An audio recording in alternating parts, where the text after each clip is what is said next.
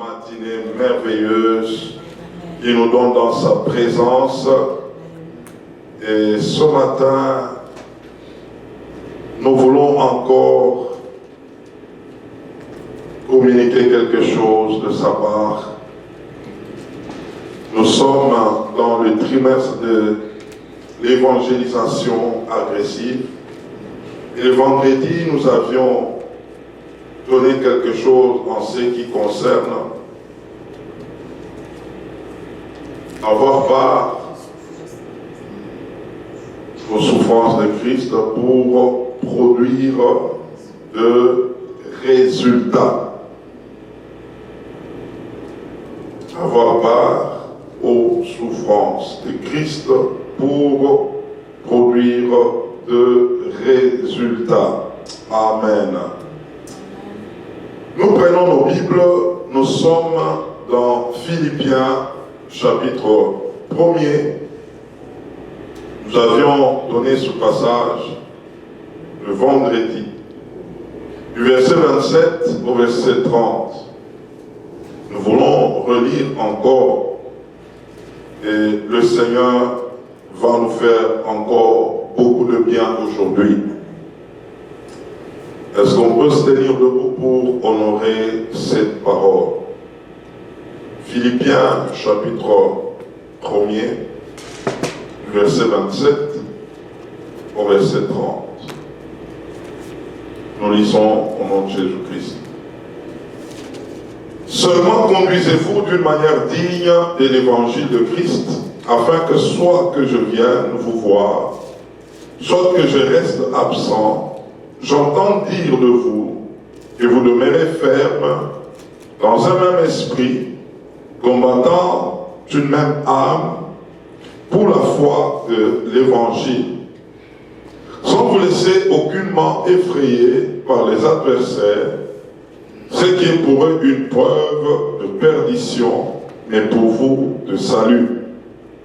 Et cela de la part de Dieu, car il vous a été fait la grâce par rapport à Christ, non seulement de croire en lui, mais encore de souffrir pour lui, en soutenant le même combat que vous m'avez vu soutenir et que vous apprenez maintenant que je soutiens. Amen. Pouvons reprendre nos places. Nous continuons avec Philippiens 2, 19 à 22 et puis 25 à 30. Philippiens chapitre 2, 19 à 22 et puis 25 à 30.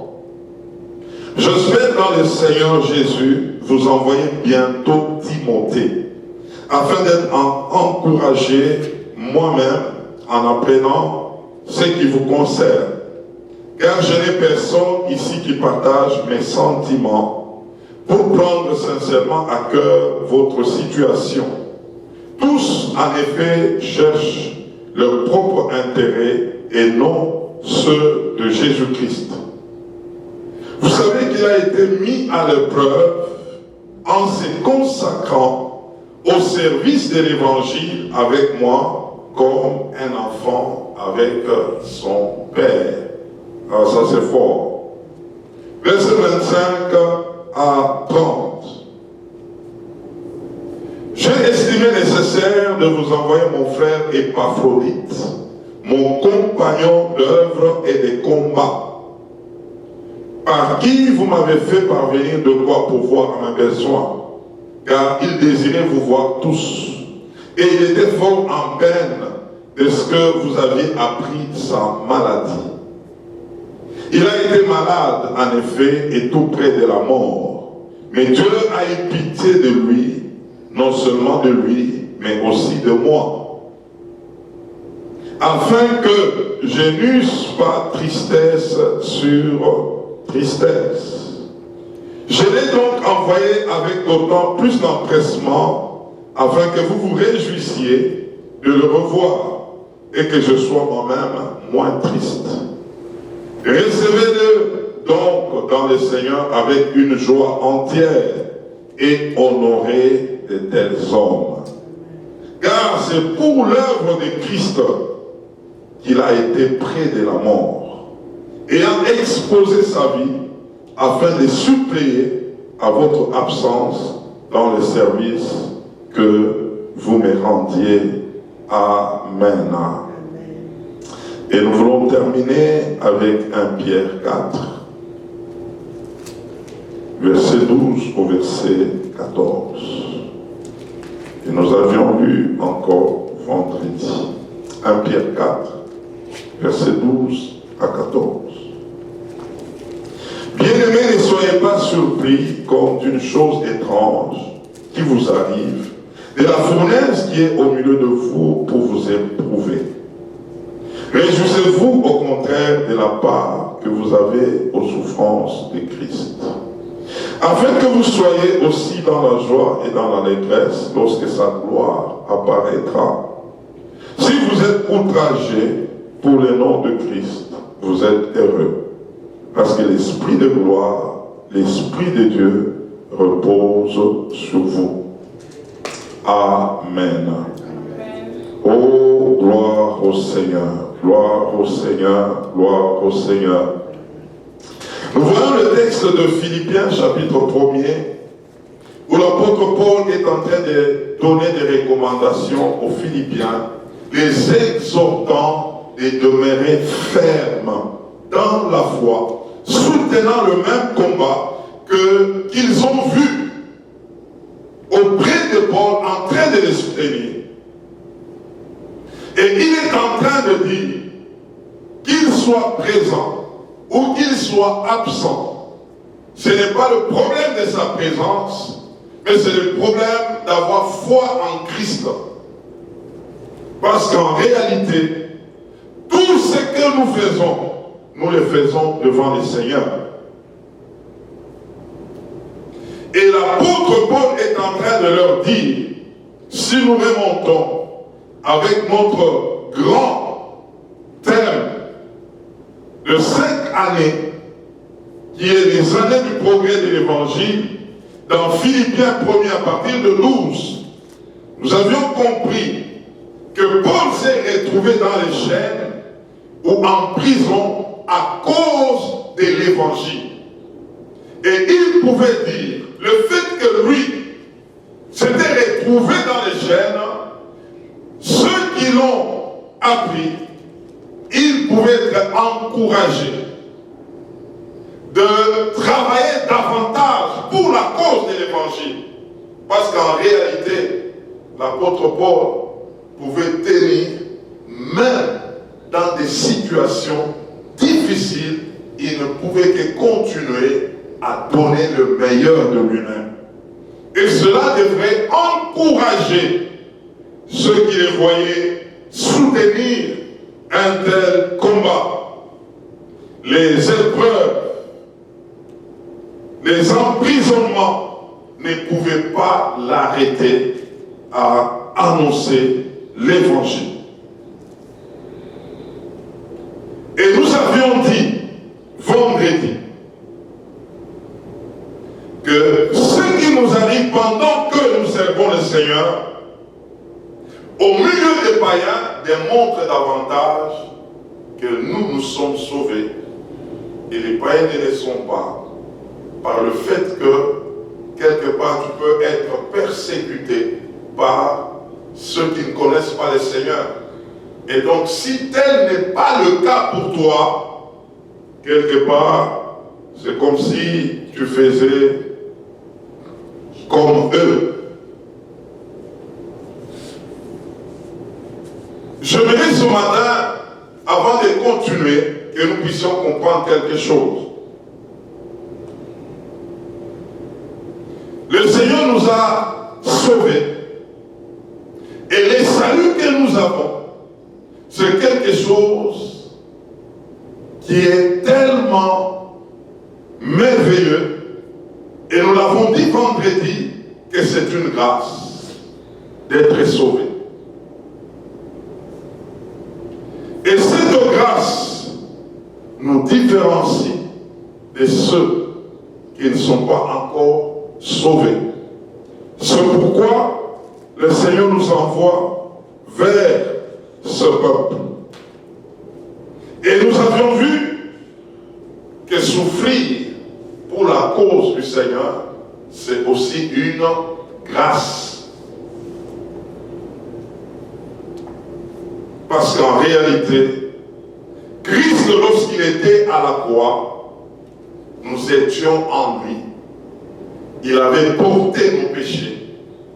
C'est nos péchés qui l'ont amené à la croix. Et lorsqu'il a subi la mort par le péché, il pouvait descendre dans les zones inférieures et il pouvait ressusciter avec nous. Et maintenant dont nous parlons, c'est lui maintenant qui est en nous. C'est que nous aussi, nous pouvons avoir part à ses souffrances comme lui avait eu part à nos souffrances par rapport à nos péchés. Et ça, c'est très important. Le fait que tu marches avec le Seigneur, il y a lieu, en marchant avec lui, que tu portes la part de souffrance par le fait que Christ est en toi. Alors, aujourd'hui, nous voulons voir deux personnages. Il s'agit de Timothée et d'Épaphrodite.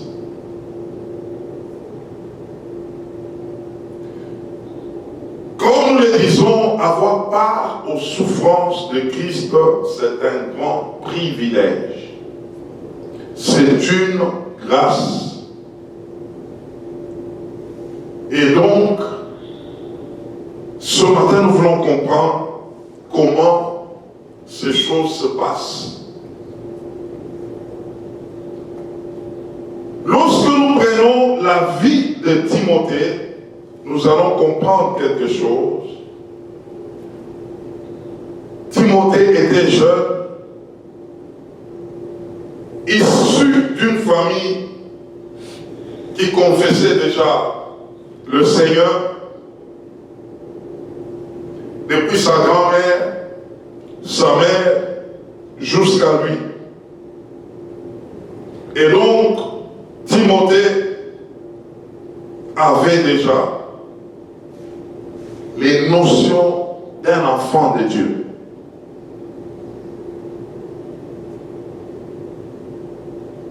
Et donc, Timothée ne s'est pas retrouvé déjà en train de servir le Seigneur comme le Seigneur attendait de lui.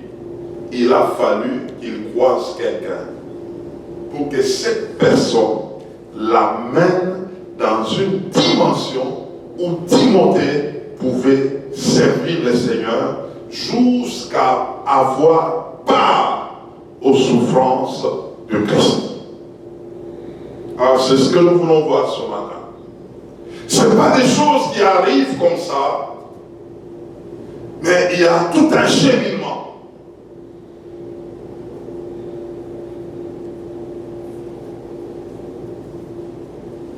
Vous savez, Timothée, quand Paul l'a rencontré,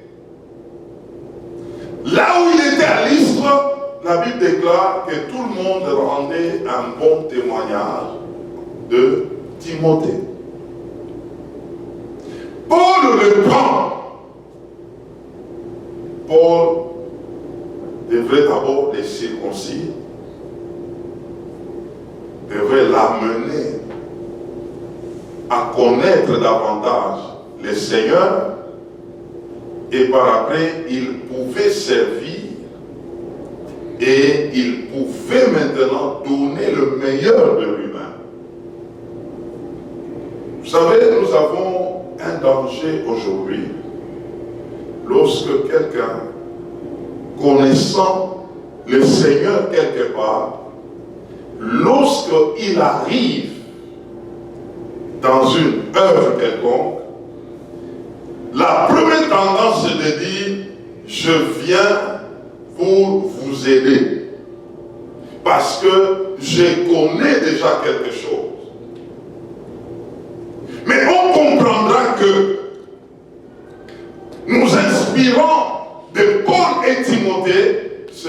pas le cas.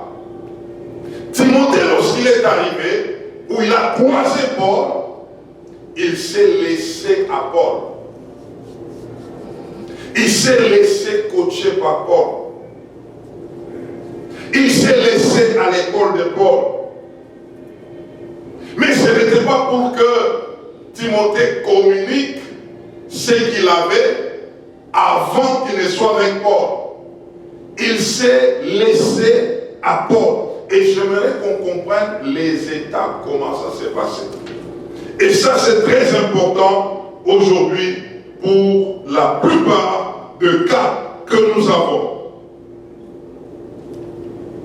Premièrement, la première étape avec Timothée et Paul, Timothée était engendré par Paul.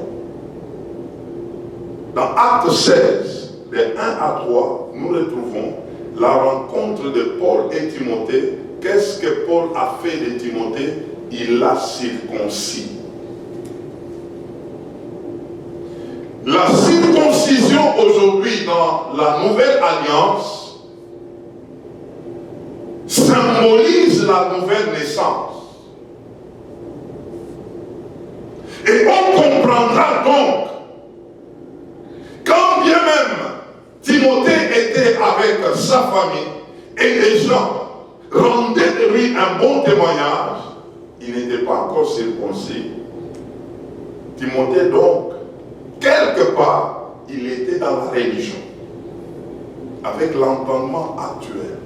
Quelqu'un peut avoir des notions de Dieu, quelqu'un peut même avoir servi quelque part, mais en réalité, le point de rencontre avec Dieu, c'est quelque chose qui doit se faire d'une manière personnelle et authentique.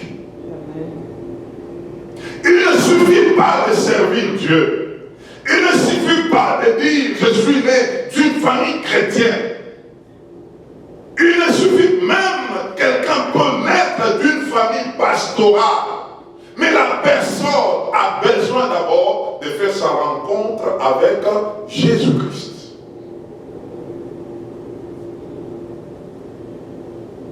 Et donc, le contact avec Timothée et Paul, c'est un contact qui avait manifesté maintenant un nouveau départ de la part de qui? De Timothée.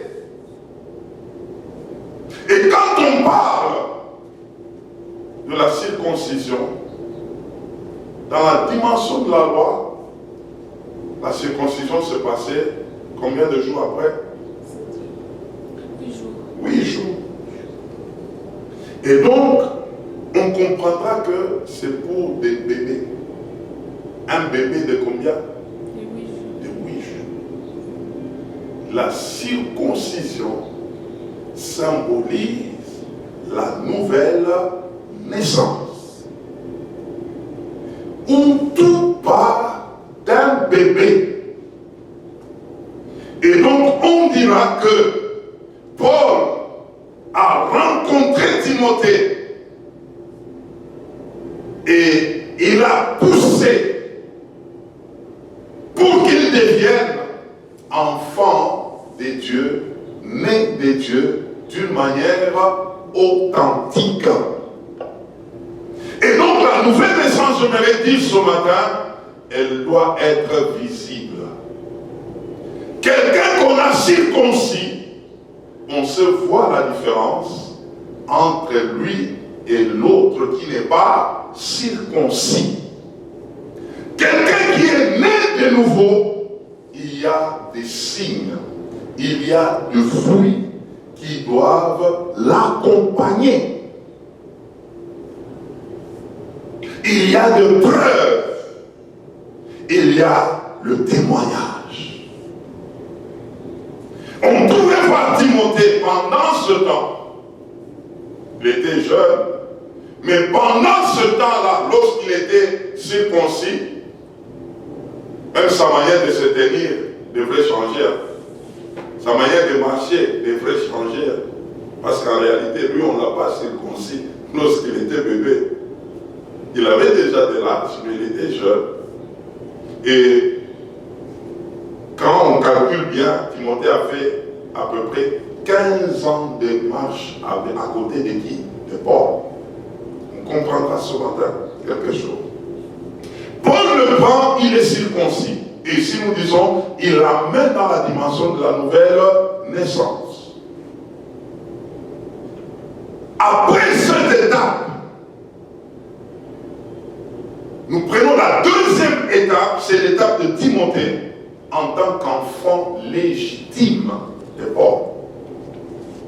1 Timothée chapitre 1er, du verset 1 au verset 2. Timothée, quand Paul le présente, il appelle Timothée mon enfant légitime dans la foi.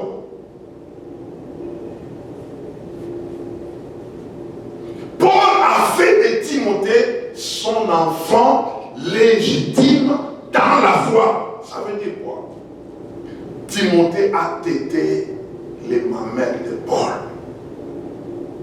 C'est Paul qui avait nourri Timothée à travers la parole.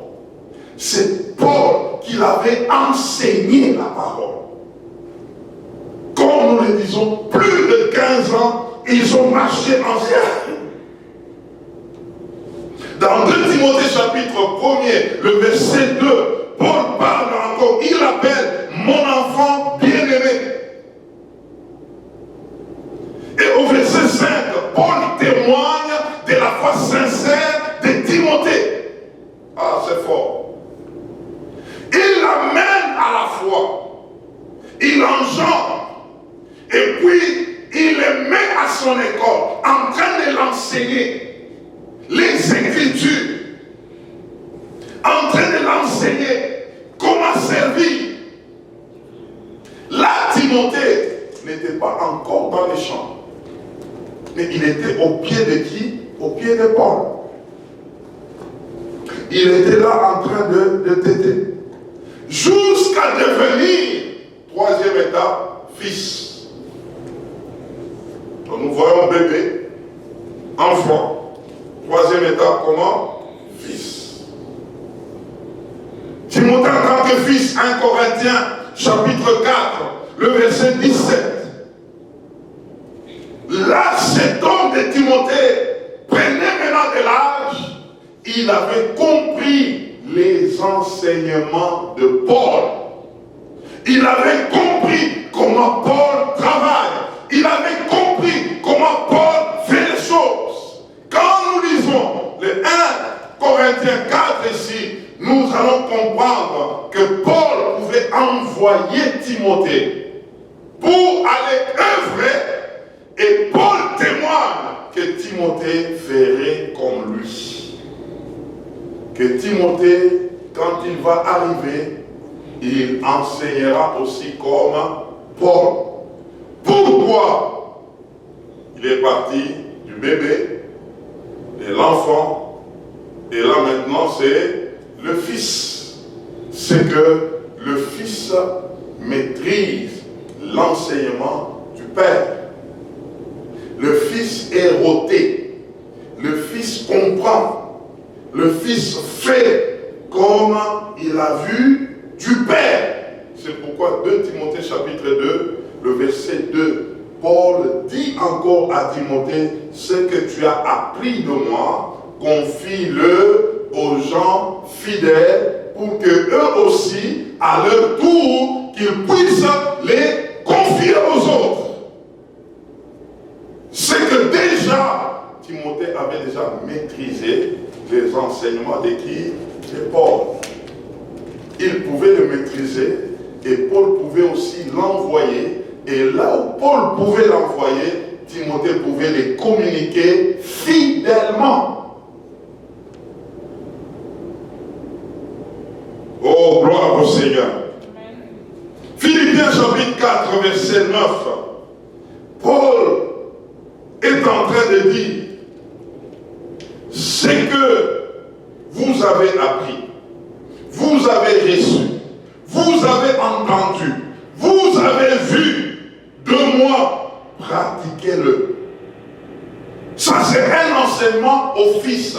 Ils étaient au pied, en train d'apprendre, en train de suivre, en train de comprendre. Par la suite, ils peuvent aussi les communiquer aux autres.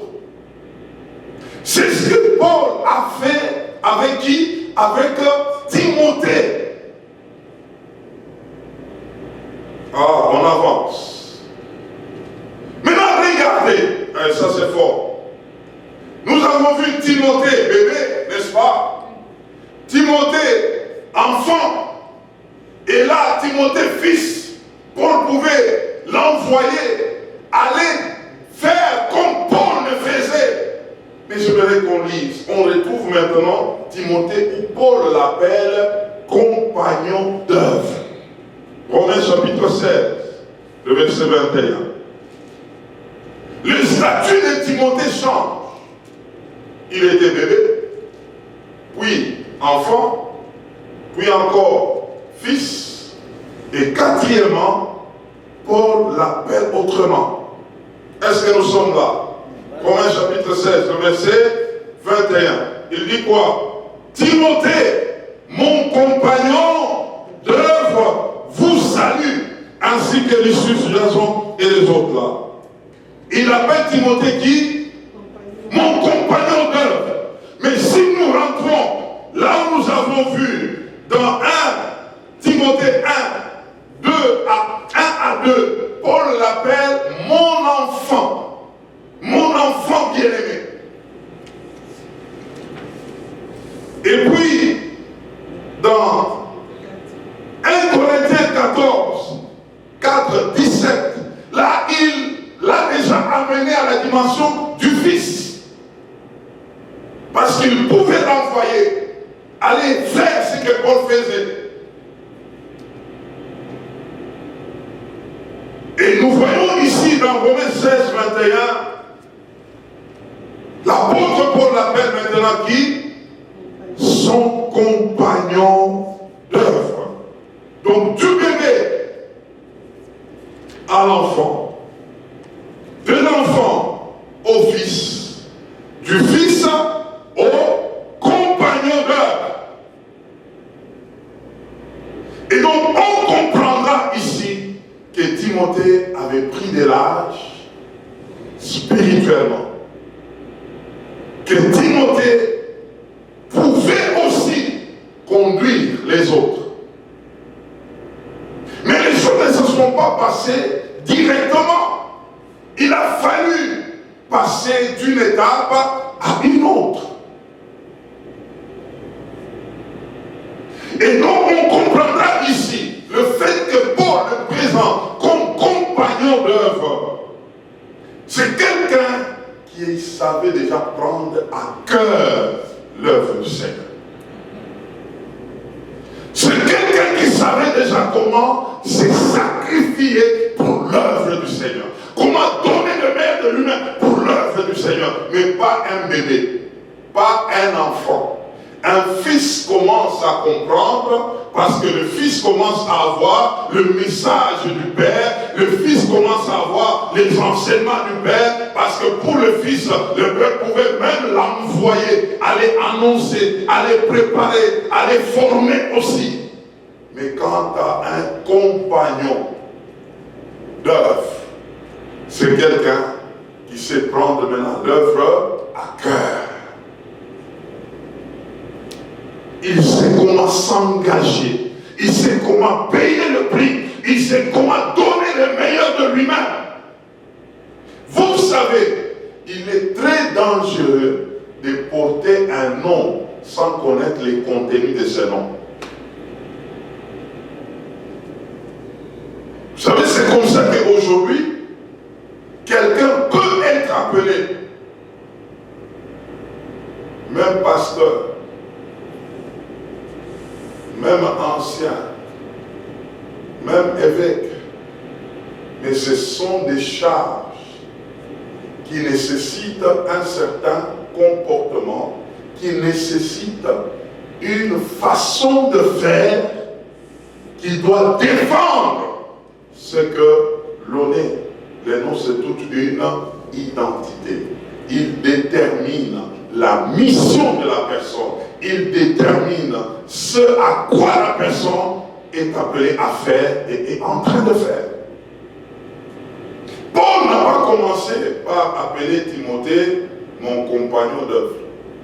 Il a commencé par mon enfant, mon fils. Et vous allez comprendre avec Romains 16, c'est une conclusion d'une lettre. Il y a eu toute une marche. Maintenant, là, quand il dit même que Timothée, mon compagnon de vous salue, ça devient un collègue là. Ils sont là ensemble, ils ont bossé ensemble, ils ont travaillé fort ensemble, ils ont payé le prix ensemble. Il peut dire que cet homme, c'est un compagnon d'œuvre. Oh, je me fais entendre ce matin. Et quand on parle d'un compagnon d'œuvre, c'est une personne qui est concernée dans ce qui se fait dans l'œuvre. Ah, je vais donner un exemple ce matin. Un compagnon d'œuvre, c'est quelqu'un, c'est comme, il y a un terme au pays. Il a déjà acheté ça. Ça devient son affaire à lui. Ah, c'est son affaire à lui. C'est comme quand il arrive à l'église, il ne vient pas pour s'asseoir. Il est en train de voir comment faire asseoir les autres. Comment aider les autres à venir. Comment faire bien les choses pour que ceux qui viendront retrouvent les choses sont déjà bien faites. C'est quelqu'un qui, ça devient sa maison, ça devient son affaire. Et tout ce qui est fait par rapport à cette œuvre, ça l'engage directement. Quand quelque chose ne marche pas, il est directement concerné. Il peut passer des nuits blanches lorsque les choses ne marchent pas. Il est en train d'interroger le Seigneur. Comment je dois faire? Qu'est-ce que nous devons encore faire pour que les choses marchent? Ça, c'est quelqu'un qu'on peut appeler compagnon d'œuvre. Son cœur est en train de battre au rythme de l'œuvre de Dieu. Il est prêt à se sacrifier pour ça. Il est prêt à donner le meilleur de lui-même. Il est prêt au sacrifice. Oh, gloire au Seigneur. Mais ça ne s'arrête pas là. Il y a une autre dimension. C'est la dimension ultime. Compagnon d'œuvre et des combats. Wow.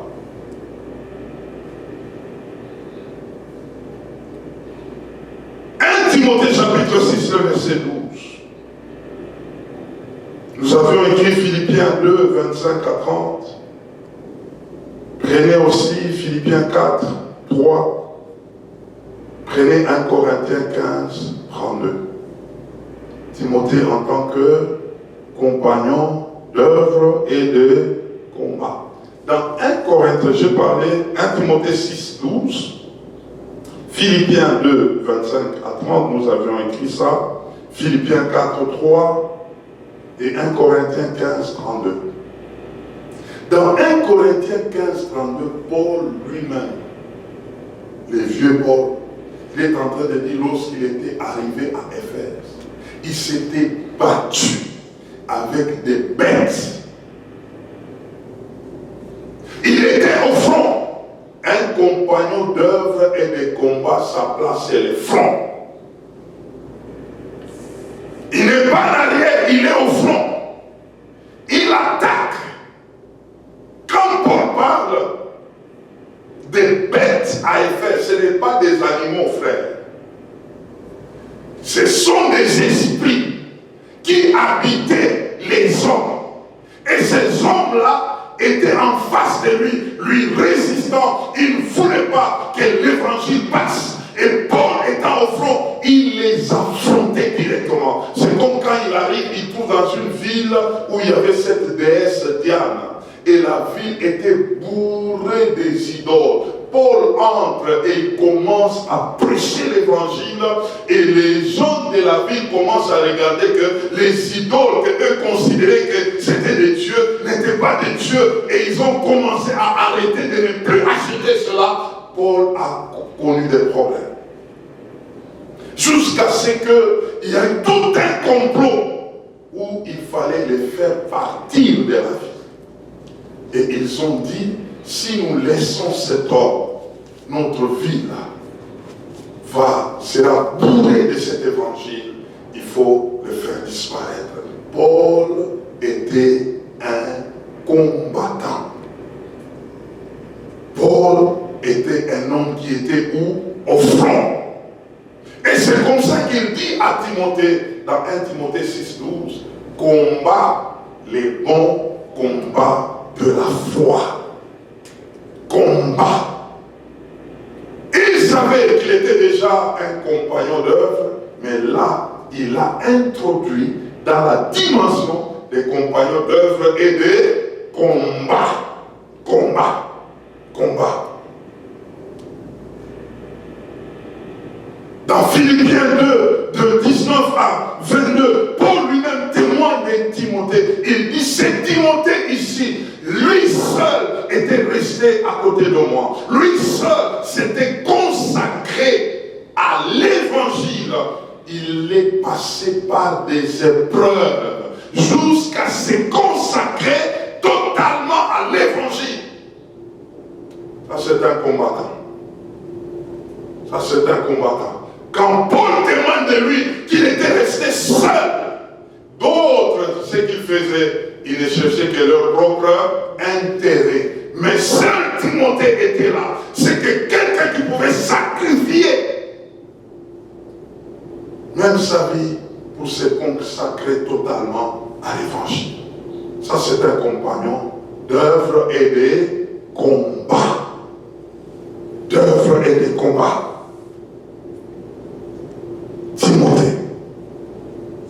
Alors, nous allons bien comprendre cette dernière dimension avec la vie de ce monsieur que nous avions présenté, Épaphrodite. Vous savez, mes frères, servir Dieu, il y a des degrés. Il y a des personnes qui servent Dieu comme étant des bébés. Un bébé, pour demander, il fait quoi? Il pleure. Il a un tel ou tel autre besoin, il pleure. Il y a des gens qui peuvent servir le Seigneur au niveau de bébé.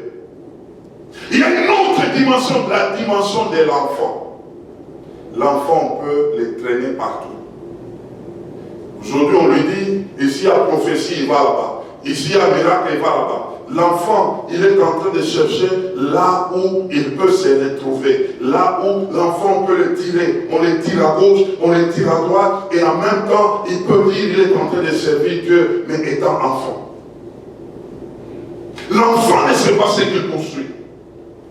L'enfant est inconstant. L'enfant n'a pas la dimension de sacrifice. L'enfant ne sait pas poursuivre quelque chose jusqu'à atteindre les résultats. Et il y a la dimension des fils. Un fils, la première caractéristique, c'est le discipolat. Le fils veut écouter. Il veut apprendre. Il veut emmagasiner. Il veut s'asseoir. Il aspire à devenir comme le Père. Le Fils observe.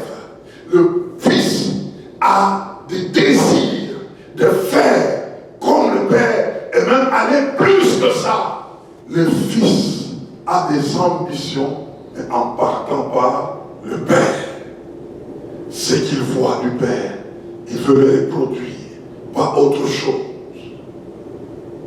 Et les compagnons d'œuvre, c'est celui-là qui a maintenant à cœur ce à quoi il est en train de faire, ce à quoi il est appelé. Ce n'est plus son affaire. C'est comme ça que quelqu'un peut il appelle l'église, je veux à l'église de tel. Et puis, je veux à leur église. Et quand il se retrouve, il devient compagnon, il commence à appeler l'église notre église. C'est son affaire à lui. C'est son affaire. Et maintenant, la dimension du compagnon d'œuvre et de combat, c'est quelqu'un qui va au front. Il peut risquer pour cette œuvre. Il peut aller au-delà. Il peut mettre les pieds dans les Jourdain, se disant que ça va se casser en deux, il va passer. Il a le sens des risques. Il engage maintenant l'œuvre. Et on retrouve ici cet homme nommé Épaphrodite. L'apôtre Paul, quand il appelle en les présentant, il dit mon frère Épaphrodite, les compagnons d'œuvre et des combats. Il a commencé d'abord par appeler qui? Mon frère. Ah, ça c'est fort, hein? Ça c'est fort. Mon frère. Puis il continue en disant mon compagnon d'œuvre et des combats. Maintenant, Paul le présente. Pourquoi une telle appellation? Mon frère, mon compagnon d'œuvre et des combats.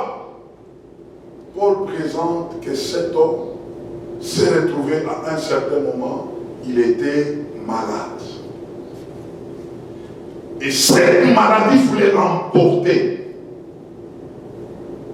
Et Paul explique que si cet homme pouvait mourir, lui, Paul, allait rester de tristesse en tristesse. Et Paul continue en disant, Dieu a eu pitié de lui, d'Épaphrodite, et Dieu a eu pitié aussi de qui? De Paul. Ah, ça c'est fort. Quelqu'un malade, quelqu'un veut mourir, mais il y a quelqu'un qui prend cette affaire en main. Il commence à lutter avec pour dire, Seigneur, guéris-le. Seigneur, ne le laisse pas partir. Seigneur, j'ai encore besoin de lui. Seigneur, je t'en supplie. Paul a lutté en prière pour dire en fin de compte, le Seigneur a eu pitié de moi. En guérissant quelqu'un, Dieu a eu pitié de moi. Et Paul révèle quelque chose. Il dit, la maladie de cet homme était venue du fait qu'il était attaché à l'œuvre de Dieu. Ah, ça c'est fort. Ça c'est fort. Je me suis toujours posé une question sur cette affaire d'Épaphrodite. C'est quoi qu'il avait fait qui pouvait l'amener même à la maladie, une maladie qui voulait l'emporter?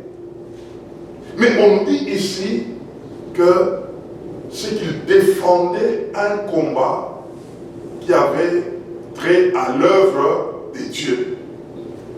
Je ne sais pas s'il avait exagéré dans les jeûnes et prières. Je ne sais pas s'il s'est retrouvé dans un champ où il y avait soit un climat qui n'était pas favorable à sa santé. Je ne sais pas ce que cet homme pouvait faire, mais on nous dit que cette maladie était venue par le fait qu'il s'était tellement accroché à l'œuvre de Dieu. Mais en même temps, j'ai retrouvé Exode chapitre 23, versets 25 à 26. Le Seigneur est en train de dire, vous servirez l'Éternel votre Dieu et il bénira vos eaux et votre pain et il éloignera les maladies du milieu de vous. Donc cet homme n'allait pas mourir par l'œuvre de Dieu. Non, non, non, non, non, non, non, la mort n'allait pas l'emporter. Parce que cette mort, c'était par rapport à l'œuvre de Dieu. Pendant ce temps, il avait part aux souffrances de Christ. Wow.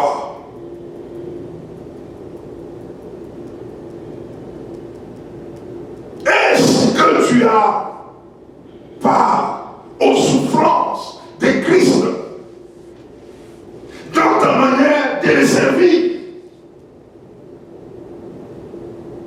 Si une telle personne peut frôler la mort parce qu'elle était en train de servir, c'est que le service avec le Seigneur, c'est un privilège.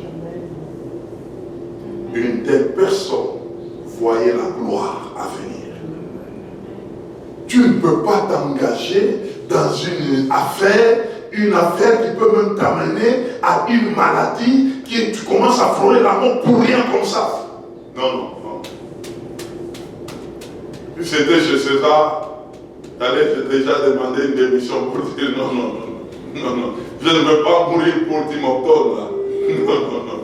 Non. Si ça commence à me prendre la tête, ça me prend la tête, je vais dire non, en tout cas, mettez ça un peu de côté. Je préfère mourir pour Christ. Au moins, là, il y a une gloire à venir. Il y a une gloire qui m'attend. Là, au moins, même ma mort aura une raison noble. Une raison noble. Mais le Seigneur va te délivrer toujours. Il va te délivrer toujours. Parce que c'est pour sa cause. Il ne va pas te laisser. Il ne va pas te laisser. C'est comme ça que Paul lui-même pouvait témoigner aux Corinthiens qu'il y avait des moments où il pouvait se retrouver. Même dans l'espérance, il n'y avait plus d'espérance.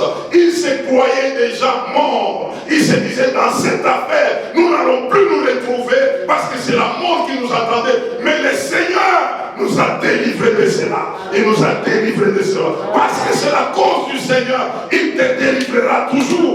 Il te délivrera toujours. Parce que c'est une cause noble. C'est comme ça que cet homme d'Épaphrodite, oui, il voyait la mort, mais le Seigneur a repoussé la mort. Parce que cet homme était utile pour son œuvre. Aussi le souffle que tu as, que tu puisses l'investir dans l'œuvre du Seigneur, que tu puisses investir la force que tu as, que tu puisses investir l'intelligence que tu as, que tu puisses investir l'argent que tu as, que tu puisses investir le meilleur de toi-même que tu as. Ça sera pour une cause noble. Ça sera pour une cause noble. Et le Seigneur ne va jamais te laisser. C'est pourquoi 1 Pierre 4, 12 à 14, nous venons de lire. L'apôtre Pierre est en train de dire, bien-aimés, ne soyez pas troublés. Lorsque vous rencontrez de telles situations difficiles, sachez-le que vous êtes en train de participer aux souffrances de Christ. Vous allez aussi participer à la gloire à venir. À la gloire à venir. Il y a une gloire qui vient et cette gloire est précédée par une souffrance apparente. En réalité, c'est tout un positionnement. Dieu est en train de te positionner pendant que tu es en train de cheminer avec lui. Prends en compte ce que tu es en train de faire aujourd'hui. Ah, je suis en train d'aller pour chuter. Ah, je vais poser la question à quelqu'un. Es-tu bébé? Es-tu un enfant? Es-tu un fils? Es-tu un compagnon d'œuvre? Ou es-tu un compagnon d'œuvre et de combat? Aïe, aïe, aïe, aïe, aïe, aïe, aïe, aïe, aïe, aïe, aïe, aïe, aïe. Un compagnon d'œuvre et de combat, il va faire l'évangélisation agressive. Il est temps d'aller au front. Il est temps d'aller au front. Il est temps d'aller. Il est temps de percer. Quel que soit ce qui pourra t'arriver, l'Éternel te délivrera toujours. Il te délivrera toujours. Il ne va pas te laisser sombrer. Il te délivrera toujours. Tu peux regarder, tu te dis, je suis en danger. Non, tu n'es pas en danger. Il y a une main qui te porte. Une main qui te porte. Qui va te faire braver. vas traverser à cause de Christ. À cause de Christ. À cause de Christ. Est-ce qu'on peut s'élever? Nous voulons célébrer le Seigneur. Nous voulons célébrer le Seigneur.